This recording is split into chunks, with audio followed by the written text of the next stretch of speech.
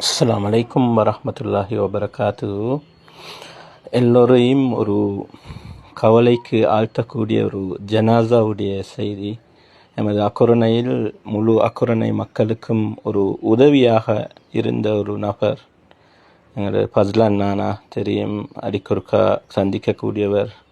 பாடசாலைகளையும் பலருடைய சீனியராகவும் ப்ரொஃபெக்டாகவும் எல்லோருக்கும் உதவியாகவும் என்னுடைய ஒரு நண்பர் நாசிர் அவருடைய நானா ஃபஸ்லான் அவர்களின் ஜனாசா செய்தி இன்று வெள்ளிக்கிழமை நல்ல நாள்,